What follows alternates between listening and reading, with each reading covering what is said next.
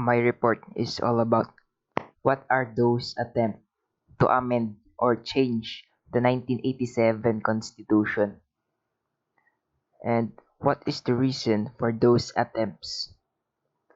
Ano ba ang 1987 Constitution? Ang 1987 Constitution ay binubuo ng 18 articles na naglalaman ng iba't ibang uri ng regulasyon o batas. May mga kilalang tao at organisasyon na gustong baguhin ang mga espesipikong batas para sa iba't ibang kadahilanan, at iyon ang pag-uusapan natin ngayon.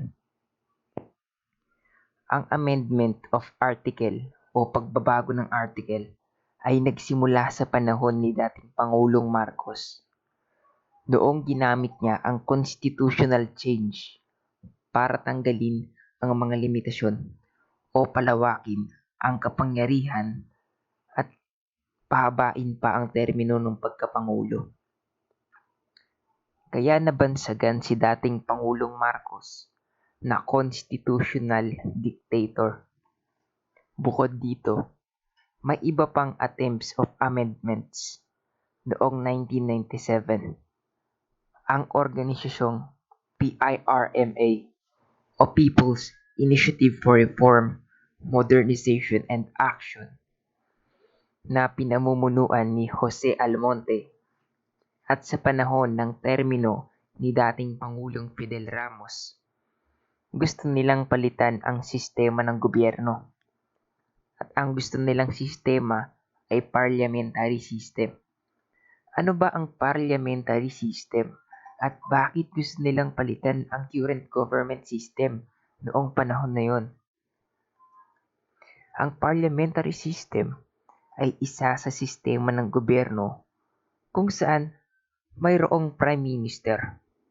At ang prime minister ay ang puno o head ng gobyerno. At ito rin ang nangunguna sa legislative o parliament, kung saan ito ang nakasasakop sa paggawa ng batas. Ang prime minister ay may kapangyarihang tanggalin o palitan ang mga minister o miyembro ng legislative, parliament, at laging prime minister ang huling nagpapasya sa lahat ng desisyon. President ang pumipili ng prime minister at ang termino ng prime minister ay nagtatagal ayon sa kagustuhan ng presidente. Bukod sa gusto nila ng parliament system, gusto rin nila ng Amendment of Article 7, Section 4 of 1987 Constitution, kung saan nililimitahan ang termino ng Pangulo.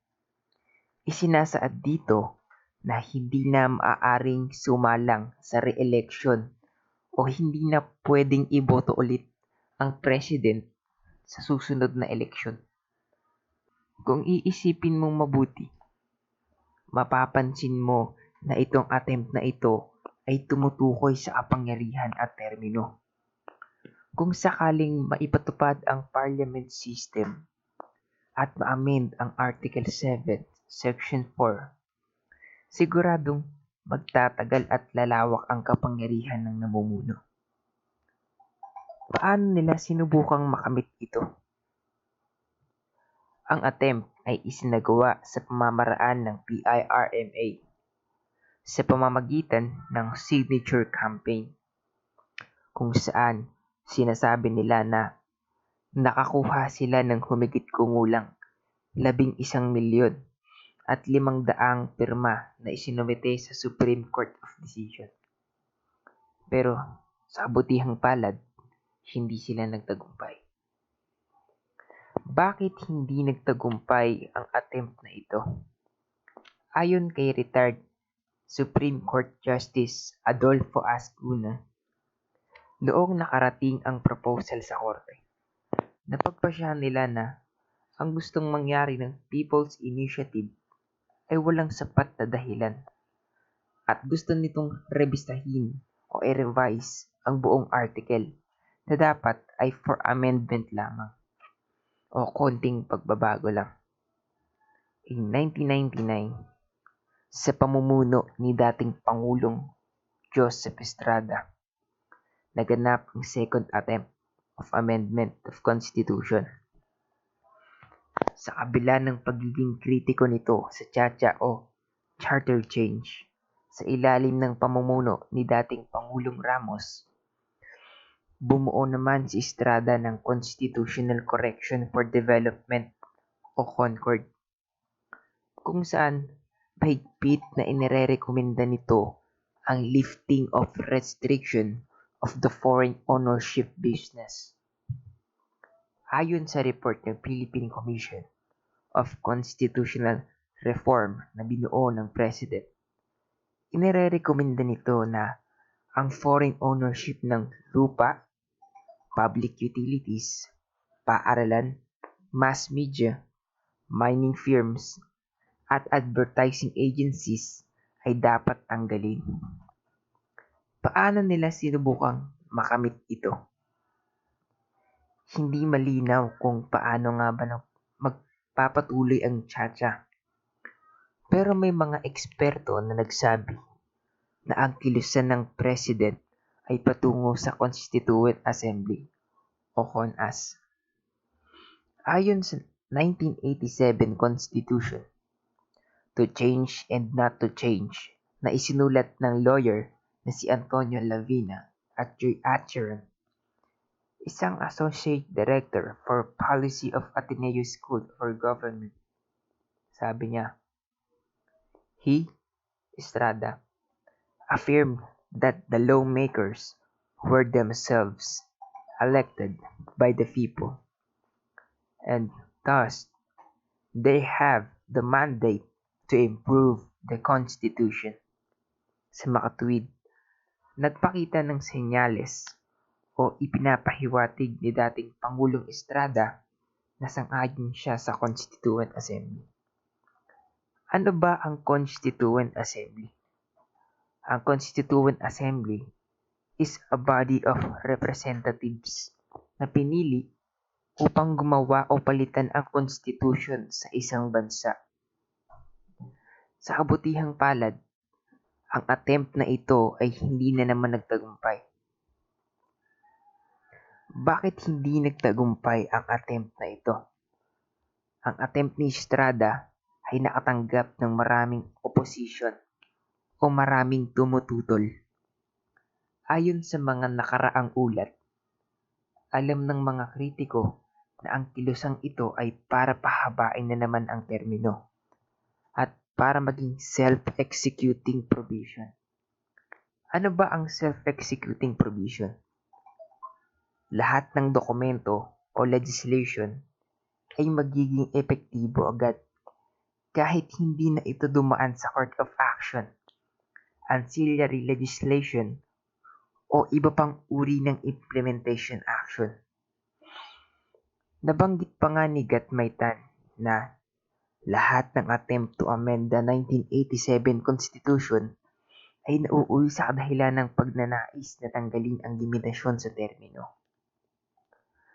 Pangatlong attempt naman ay sa termino ni dating Pangulong Gloria Macapagal Arroyo. Ang Consultative Commission na binuo ni Arroyo na pinamumunuan ng Political Science and Public Administration expert na si Jose Abueva ay iniuudyok ang federalism at liberalizing among its major change. Sa kabila nito, pahayag ni Abueva sa kanyang personal website na the President, Arroyo, decide to push for only one amendment to change out presidential government with a bicameral Congress to a parliamentary government that would unicameral. She dropped our proposal to change our unitary republic into a federal republic and to liberalize the nationalistic provision on foreign participation in our economy. Paano nila sinubukang makamit ang charter change? Sinubukan ng administration ang charter change sa tatlong maaaring paraan. Ang People's Initiative, na ngayon ay tinatawag na Sigaw ng Bayan, People's Cry, ay nagsagawa ng signature campaign para sa pagbabago ng konstitusyon. Meron ding kilusan para sa Congress to assemble into a CONAS na pinangunahan ni Speaker Jose de Venecia, and later on, Prospero Nograles. Former Senator Aquinillo Pimentel Jr.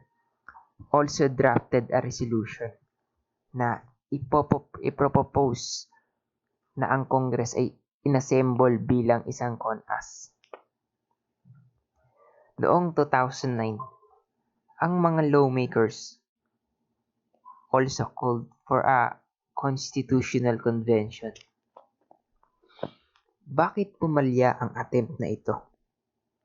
Maraming basihan ang tinitignan na naging dahilan ng failure ni Arroyo sa pagtataguyod ng Chacha. Una, binasura ng Supreme Court ang People's Initiative Sigaw ng Bayan dahil sa lack of merit.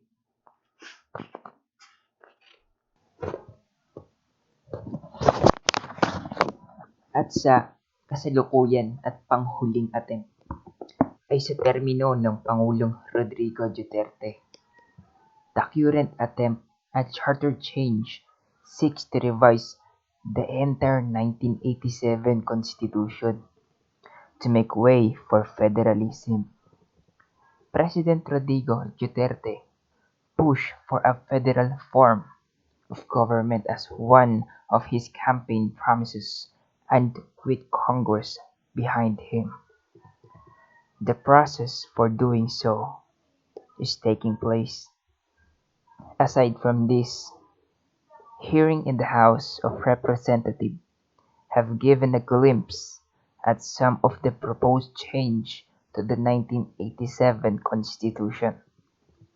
Limited protection for free speech and the possible abolition of the office of the Vice President, office of the Ombudsman, and Judicial and Bar Council. It is also proposed that the Commission on Human Rights become a fiscally autonomous constitutional commission. The CHR was criticized strongly by members of the House during the budget deliberation, voted to reduce the CHR's 2018 budget to 1,000 pesos.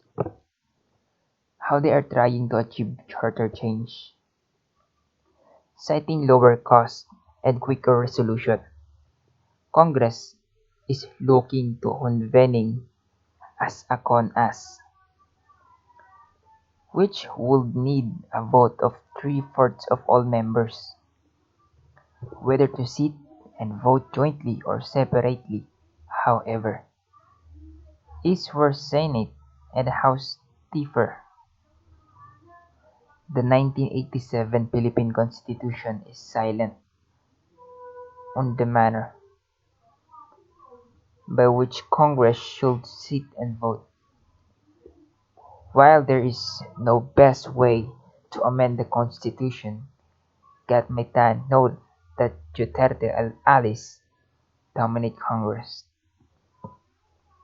An assembly beholden to the President may not necessarily produce the best document.